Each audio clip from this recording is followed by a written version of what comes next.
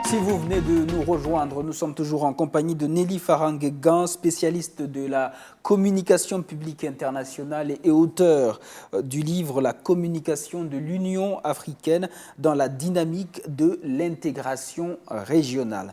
Dans la première partie de votre étude, Nelly, vous présentez une communication africaine à ambition régionale avec un dispositif communicationnel tacite, c'est-à-dire qui n'a pas encore été formellement exprimé.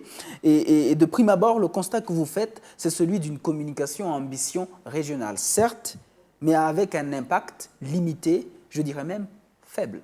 Tout à fait.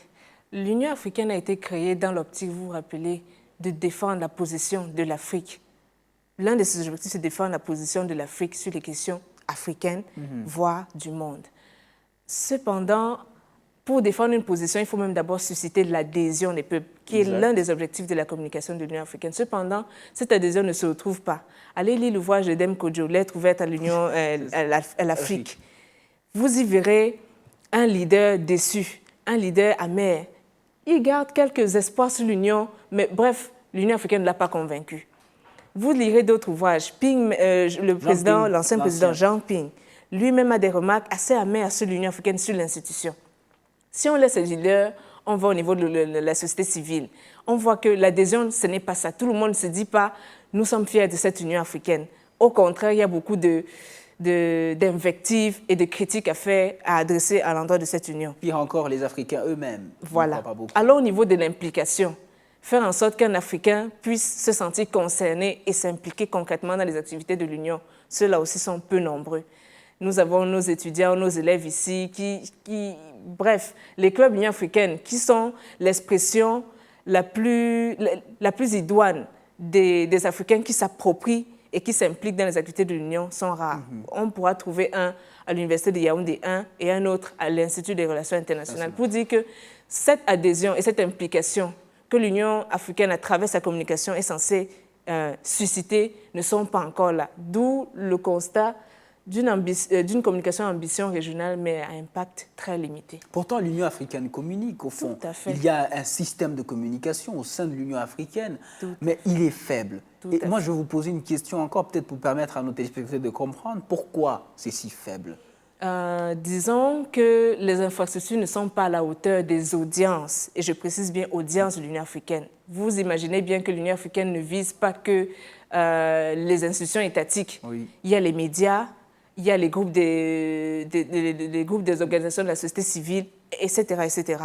Pour atteindre toutes ces audiences-là, chacune dans leur particularité, il faut une architecture en termes de ressources humaines et en termes de ressources financières et de ressources logistiques qui peuvent permettre d'acheminer les messages jusqu'à ces cibles-là, ce qui n'est pas encore le cas, bien que les efforts soient faits. Ça nous permet d'arriver à la deuxième partie de votre livre dans laquelle vous ressortez les contraintes qui expliquent ces faiblesses, les contraintes d'abord structurelles, comme vous le disiez, puis conjoncturelles, c'est-à-dire opérationnelles, et vous faites donc des propositions concrètes pour y remédier. Quelques-unes. Une proposition qui ne coûterait rien du tout, par exemple, c'est la production de cahiers. Vous remarquez nos cahiers scolaires, où il y a des images de footballeurs, etc. Elles sont bonnes. Il y a même des tables de multiplication, mais ça ne coûterait rien à l'Union africaine de mettre, par exemple, un logo, un message qui s'adresse à ces élèves-là. Si bien que lorsqu'ils vont jusqu'à la fin de leur cursus, ils grandissent avec les messages de l'Union africaine. Ça ne sera pas un animal étrange lorsqu'ils arriveront à l'université et ça les prépare pour ceux qui avaient peut-être des destinées panafricanistes à y travailler. Un autre exemple, nous avons l'organisation de championnats de débat. Vous savez, nous aimons beaucoup parler au Cameroun. Donc, si nous donnons une plateforme, c'est-à-dire l'Union africaine expose une plateforme pour les étudiants ou quiconque est intéressé par le débat panafricain, voilà, avec des prix et des récompenses à la fin, je ne suis pas sûre qu'on n'aura pas au moins 1 million de participants. Donc voilà quelques petits exemples qui permettent de marquer les consciences et d'impliquer les Africains dans la marche vers l'unité. Pourtant, les opportunités sont énormes, comme vous le dites, et vous en citez énormément d'exemples. Donc, des opportunités politico-économiques aussi, des opportunités liées à la médiatisation et à la communication de proximité. Vous insistez beaucoup sur la communication de proximité. Qu'est-ce que ça peut apporter de nouveau ? Justement, ça permettra de réduire cette distance que nous avons relevée un peu plus tôt dans notre échange. Si quelqu'un perçoit l'Union africaine comme une machine qui est un peu lointaine, lorsqu'il va voir le caillou autour de lui, lorsqu'il va voir que son enfant, je parle d'un parent, participe à un débat et puis il ramène un prix, qui t'a donné ce prix? C'est l'Union africaine. Voilà une communication de proximité. Voilà l'exemple idoine d'une communication qui se rapproche des peuples. Et ça, pour vous, en fait, ce ne sera pas suffisant. Ce n'est pas tout. On ne peut pas résoudre tous les problèmes de l'intégration par la communication. J'avais relevé un peu plus tôt des difficultés de ressources humaines et surtout des difficultés logistiques et financières, et même politiques.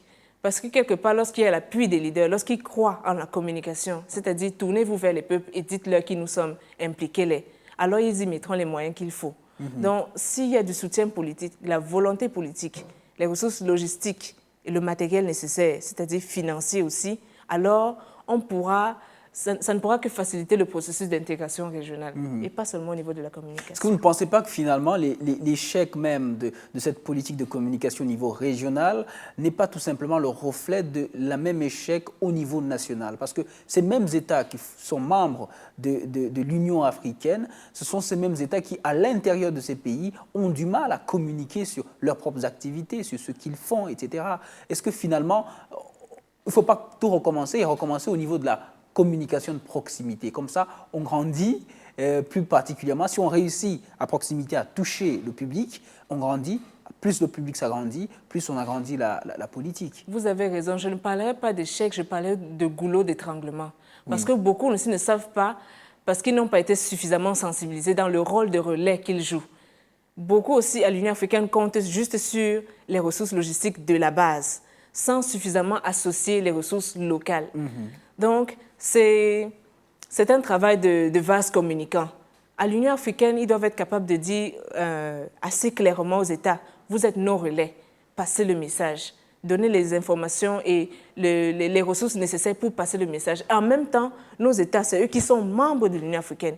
Ils doivent suffisamment s'en sentir membres pour passer eux-mêmes le message sans toujours se sentir interpellés par l'Union. Donc, l'effort vient des deux côtés, et de la base et de ceux qui composent la base. Et là, je partage les dernières phrases de votre livre. La communication à elle seule ne suffira pas à intégrer l'Afrique. Il y a une multitude de paramètres d'ordre géopolitique, économique, historique et sociologique à prendre en compte. Il est donc assez délicat d'attribuer à la communication l'exclusivité de la dynamique de l'intégration régionale. Tout à fait, tout à fait. Et là, on comprend un peu que on n'est pas sorti de l'auberge. On n'est pas sorti de l'auberge parce que tant que beaucoup croiront que l'intégration va ouvrir les portes à l'invasion d'autres peuples, vous aurez beau communiquer, ça ne va pas passer. On a besoin d'éléments un peu plus convaincants pour que je ne parle pas non plus des interventions extérieures. Tant que tous ces éléments-là seront ménagés, la voie sera un peu plus facile pour l'unité. Sinon, on ne peut pas compter seulement sur la communication. Merci beaucoup à vous, Nelly Farangue-Gan. Je le disais au début de l'émission, vous êtes spécialiste de la communication et de l'action publique internationale, diplômé de l'IRIC, l'Institut des relations internationales du Cameroun, mais vous êtes aussi chargé de la communication et des programmes au département paix et sécurité de la Commission de l'Union africaine, auteur donc du livre du jour, La communication de l'Union africaine dans la dynamique de l'intégration régionale, publié aux éditions universitaires européennes, publié aux éditions avec nous. Je vous remercie. Merci surtout à vous d'avoir suivi cette émission. On se retrouve la semaine prochaine, mais ne quittez pas parce qu'il y a d'autres livres disponibles en librairie. Au revoir. Boko Haram, le Cameroun à l'épreuve des menaces, de Léon Kungu.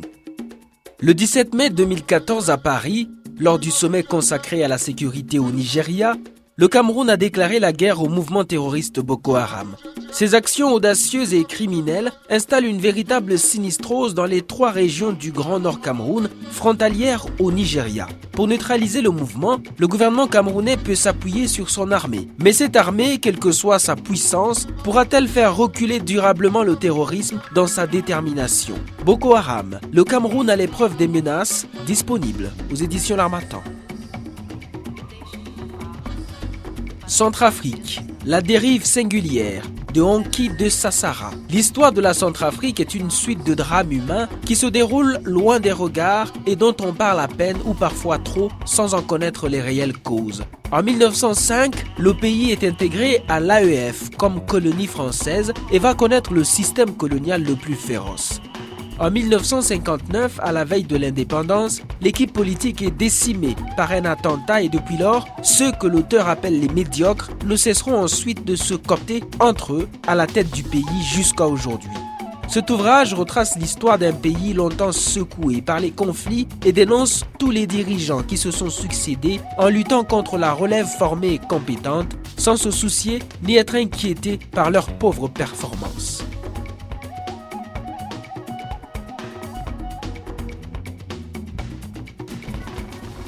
Donnez vie à votre manuscrit chez Aphrodite.